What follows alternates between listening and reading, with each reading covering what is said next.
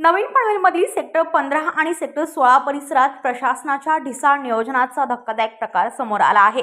अवघ्या महिनाभरापूर्वी नव्याने तयार केलेला रस्ता आता पुन्हा एकदा खोदण्यात आलाय। कारण काय तर गॅस पाईपलाईनचं काम।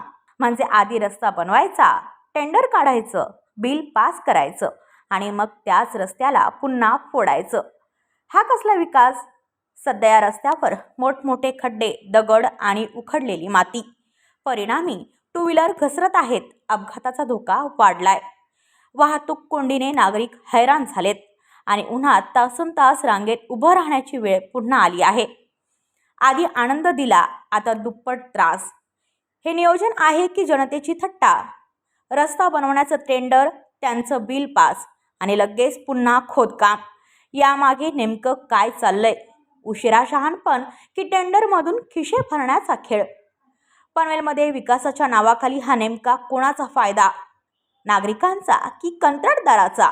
प्रशासनाने आता तरी जाग होऊन या गोंधळाला पूर्णविराम द्यावा, अशी मागणी संतप्त नागरिकांकडून होत आहे। रस्ता बनवणं सोपं, पण नियोजन करणं कठीण। पनवेलमध्ये हे पुन्हा एकदा सिद्ध झालं। ब्युरो रिपोर्ट पनवेल, पनवेल वार्ता न्यूज।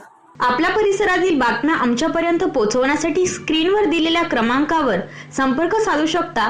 दूरध्वनी क्रमांक 8652414343।